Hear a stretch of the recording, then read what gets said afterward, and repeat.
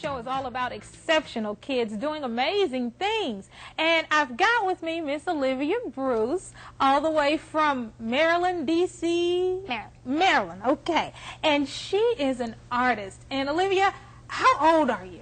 I just turned 13 in May. She just turned 13 in May. Sky, our director, has some of Olivia's artwork, and it is absolutely amazing. At 13, you've won awards, and you've had your art featured in studios. How did you get started?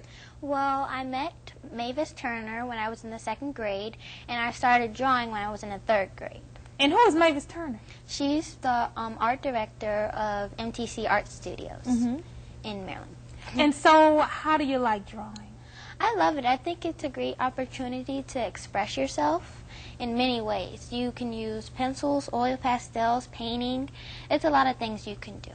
And so your work, you had a gallery showing. Yes.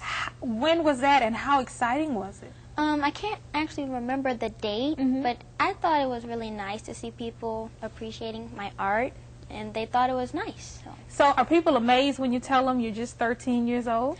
Some people are, because I have met others who are older than me, and I really think I'm doing an amazing job. Okay, so we're going to see how difficult it is. You've brought your fruit, and we're going to do, you call this a still life, right? Yes. So how do you get started when you're doing something like this? Well, first you do, you get materials and items you like, and I chose fruit, and then you put it in a composition. So we have 2 pencils here, right? A 4B and a 2B. Now, what's the difference? Well, the 2B is usually, I always use a 2B or an HB, and just to start off drawing the outlines, the shape, the sizes. Okay. And I use the 4B for shading. Okay, 4B for shading, 2B for drawing. Yes. Okay, so when you see that, how do you get started? Well, start with anything you like. Usually I start with the top or the basket, so I'm going to start with the fruit. Okay, I've already messed up because I started with the plate. Okay, so you start with the apple. And when you see that in your mind, how do you go from seeing it to putting it down on paper so that it looks exactly like what you see? Well, my art teacher told me that imagine yourself being a little tiny person on top of your material and just go from there. Okay. And so how hard is it for you to see the fruit and actually make it look like the fruit on paper? Well, I just draw what I see, and the best thing to do is to draw shapes. Draw shapes. So you look at it, study it. Do you have to see how close they are in relation to one another? It would be best for you to do that. But usually I just start off with anything that I think is best. Okay. Now, what inspires you? You were talking about drawing and your inspiration. What inspires you? Because you have a lot of different artwork. You've got photos of people, but then you've got your still life, you've got the woods, you've got some funny teddy bears and that kind of thing. So what inspires you? Do you have something that you like to draw more than something else? I really like to draw still life. I think it's really easy. I like to test how fast I am into drawing, because usually in class we do 15-minute sketches or 20-minute sketches, but I'm starting to get used to it. So you can do it pretty fast. So our director Scott has some of your photos upstairs, and he loves it. He's been looking at them all morning long. The one where you've got the girl and she's got the long flowing hair with all the pretty colors, how long did it take you to do that? I was on that piece off and on, I would say, but it probably took me probably a week and a half. What about the one with the flowers, all the colorful flowers? The flowers, it probably took me about 2 weeks, because the oil pastel, it's pretty easy to do. You have to smudge and. Now, what about that teddy bear sketch that you have with the flowers behind it? What inspired you to do that?